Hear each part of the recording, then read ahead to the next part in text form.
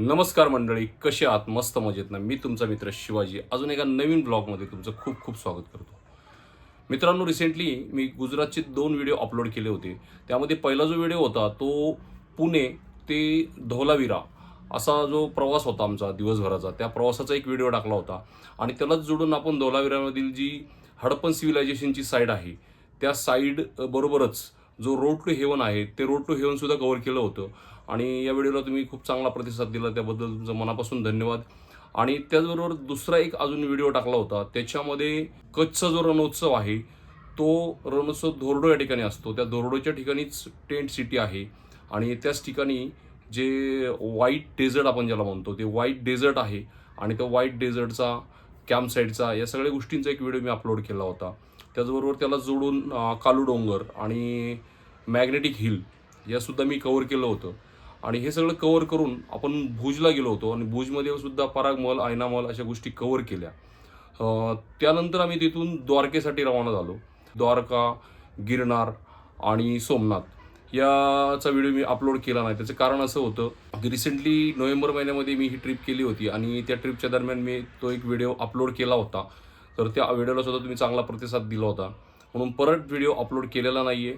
त्यानंतर सोमनाथवरून मी दीवला गेलो आणि दीव एक्सप्लोर केलं. दीवला सुद्धा एक खूप छान असं गंगेश्वर महादेवाचं मंदिर आहे, ते सुद्धा एक्सप्लोर केलं. दीवचे बीचेस सुद्धा खूप सुंदर आहेत, ते सुद्धा बीचेस कव्हर केले. आणि त्यानंतर आम्ही दमनला जाणार होतो. तर दमनला जाण्यासाठी दीववरून जो रस्ता आहे तो खूप लाँग असा रस्ता आहे. म्हणजे आपल्याला भावनगरवरून अहमदाबादवरून वडोदरा, सुरत आणि दमन असा आपल्याला प्रवास करायला लागतो. तर त्या ठिकाणी एक ऑप्शन आहे खूप चांगला, तुम्ही भावनगरवरून सुरतला डायरेक्टली जाता येतं समुद्रमार्गे. म्हणजे तिथून एक फेरी बोट आहे, त्याला रोरो फेरी असं म्हणतात. तर त्या फेरी बोटमधून आम्ही तो प्रवास कंप्लीट केला. तो प्रवास खूप अमेझिंग होता. खूप एक्सपिरियन्स त्या प्रवासातून मिळाला. कारण जनरली असा प्रवास आपल्याला करण्यासाठी तशी संधी कुठे मिळत नाही. आणि हा प्रवास करण्याची आम्हाला संधी मिळाली. अगोदर कळालं की एक फेरी बोट आहे त्या ठिकाणावरून भावनगर ते सुरत. तर मग आम्ही ती रोरो फेरी बुक केली आणि त्या ठिकाणावर आम्ही त्या समुद्रातून एक 100 किलोमीटरचा प्रवास केला. तर खूप अमेझिंग असा प्रवास होता. ती बोटसुद्धा खूप मोठी होती. आणि त्याच्यामधला जो काही प्रवास आहे किंवा त्याच्यासाठी काय गोष्टी लागतात किंवा कशा पद्धतीने जायचं याचा एक छोटासा व्हिडिओ मी बनवला आहे आणि तो व्हिडिओ मी अपलोड करतो आहे. निश्चितच तुम्ही या व्हिडिओला खूप चांगला प्रतिसाद देताल. आत्तापर्यंत जर तुम्ही आपल्या या चॅनलला सबस्क्राईब केलं नसेल तर सबस्क्राईब करा, लाईक करा आणि शेअर करा. तर मी एक प्रयत्न केलेला आहे मराठीमधून हा व्हिडिओ बनवण्याचा. आणि आपली जी मराठी लोक आहेत गिरनारला जाणारे, सोमनाथला जाणारे, त्यांच्यासाठी एक मार्गदर्शक असा हा व्हिडिओ.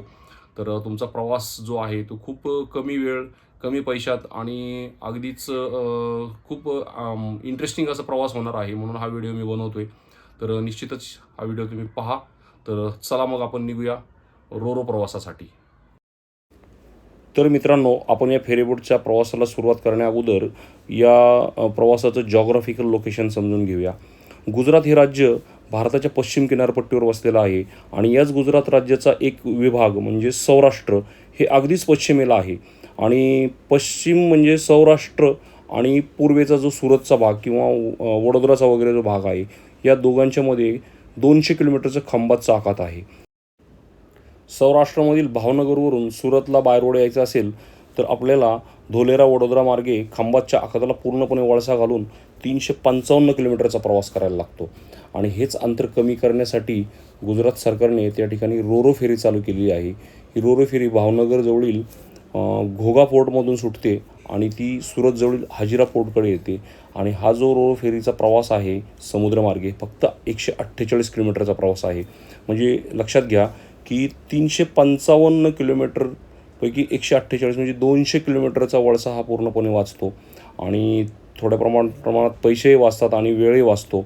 त्यामुळे हा फेरी बोटचा जो पर्याय आहे तो अगदीच उत्तम आहे.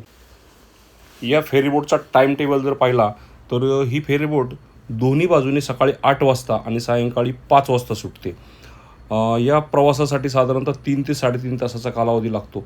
मात्र एक गोष्ट लक्षात घ्या की बोट सुटण्याच्या अगोदर आपल्याला 1 तास त्या ठिकाणी पोहोचणं गरजेचं आहे. कारण त्या ठिकाणी 1 तास अगोदर चेक इन केलं जातं आणि आपले जे कार्स किंवा बाकीचे तर ट्रक्ससुद्धा असतात त्या पार्क केल्या जातात आणि त्यानंतर ही फेरीबोट सुटते.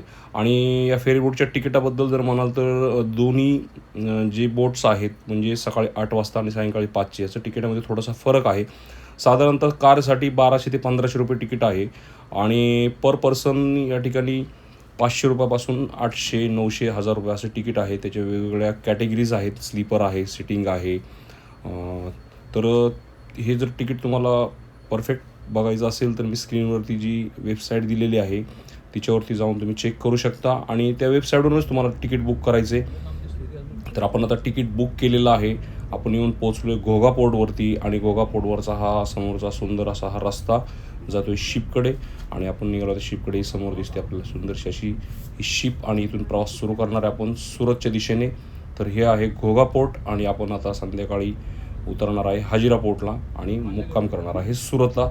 तर चला मग आपण निघूया रोरो फेरीचा आनंद घेण्यासाठी. या फेरीबोटचं जे पार्किंग आहे ते समुद्रामध्ये खूप आतल्या बाजूला आहे. त्यामुळे हा खूप लांबपर्यंत असा हा ब्रिज बनवलेला आहे. आपल्या खालच्या बाजूने पूर्ण समुद्र आहे आणि हा पूर्ण लोखंडी ब्रिज आहे. छान जबरदस्त असं स्ट्रक्चर आहे ह्याचं. आणि आपण आता येऊन पोचलो आहे फेरीबोटपर्यंत. स्टीप असा उतार आहे इथे आणि खाली ही आहे बोट.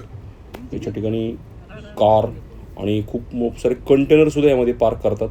तर आपण पाहूया आतमध्ये कशा पद्धतीचं आहे. तर ही आहे आपली रोरो फेरी बोट. वाव, जबरदस्त अशी शीप आहे ही. आणि आपण आता पार्किंग करतो आहे आतमध्ये. आपल्यासमोर आहे संजयची गाडी आहे. आतमध्ये कंटेनरसुद्धा आहेत. प्रत्येक ठिकाणी तुमचं तिकीट चेक केलं जातं. सुरुवातीला हातामध्ये बँड बांधतात आणि तो बँड फक्त आपला चेक करत राहतात. तर आपला बँड चेक केलेला आहे आणि आपण फायनली एंटर केलेला आहे रोरो फेरीबोटमध्ये. बापरे, आतमध्ये खूपच जबरदस्त असं हे आहे. एखाद्या मॉलमध्ये आल्याचा फील येतो इथे. तर आता पार्किंग कुठे करायचं इथं खूप साऱ्या ठिकाणी गार्ड उभं राहिलेले आहेत आणि ते सांगतात कुठे पार्क करायचं वगैरे. आपल्याला सगळं गाईड करतात इथे. तर पाहूया आपल्याला पार्किंग आता कुठल्या स्लॉटमध्ये आहे आणि कुठे आहे ते.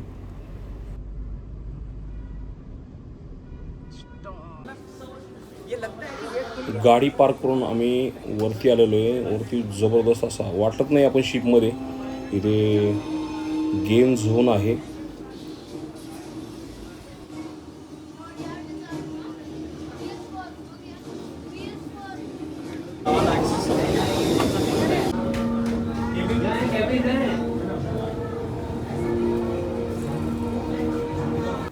हा आहे शिपमधील कॅफेटेरियाचा एरिया. या ठिकाणी जेवण, नाश्ता, चहा वगैरे तुम्हाला मिळू शकतं. त्यासाठी वेगळे चार्जेस आहेत.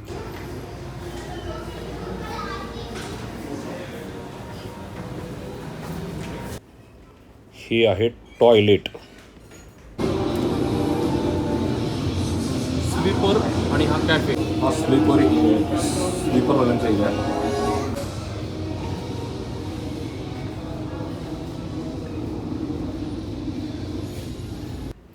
तर आपलं आजचं जे बुकिंग आहे ते स्लीपर आहे आणि आतमध्ये येऊन पाहतो आहे आम्ही. खूप जबरदस्त असं आहे. या ठिकाणी स्लीपिंगची सोय आहे. तुम्हाला झोपता वगैरे येऊ शकतं. चार्जिंग पॉईंट आहेत. पण आपला प्रवास फारच कमी वेळेचा आहे आणि 5 वाजलेले त्यामुळं झोपण्याचा प्रश्नच येत नाही आहे. पण ही फॅसिलिटी इथे उपलब्ध आहे. 4 कंपार्टमेंट.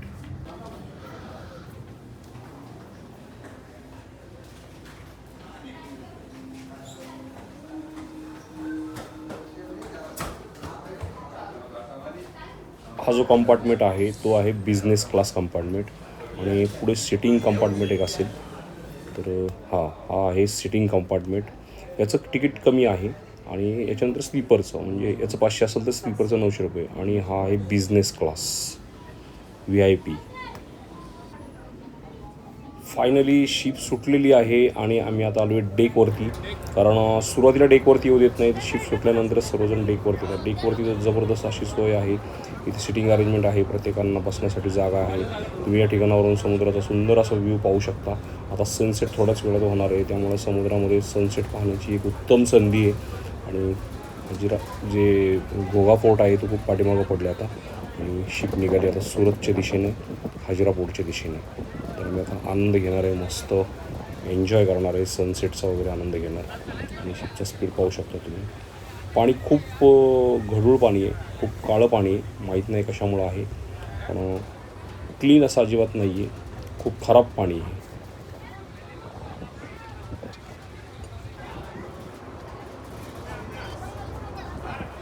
आमच्या ट्रिपमधला खूप अविस्मरणीय असा प्रवास आहे, त्यामुळे सर्वजणच खुश आहेत. नंदूभाऊ, आशा, कविता वहिनी, सिद्धी, संजय, भाटे वहिनी, सिद्धार्थ, तनुष्का, शार्दूल आणि गायकवाड वहिनी सारेजण खुश आहेत, मस्त मजा करतायत, एन्जॉय करतायत. आणि जबरदस्त असा हा डेक आहे, मस्त गार वारा लागतोय, भव्य असा हा समुद्र आहे.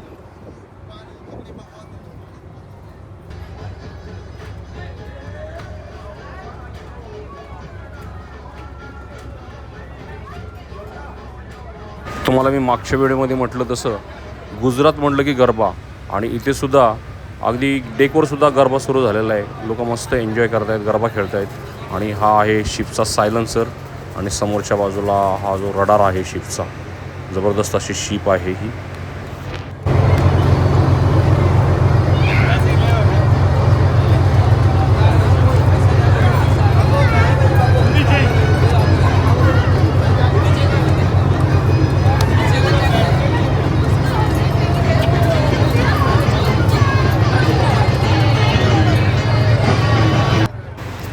डेकवर मस्त असा गार वारा सुटलेला आहे, त्यामुळं बरेच जण आता जाऊन खाली चहा कॉफी घेत आहेत.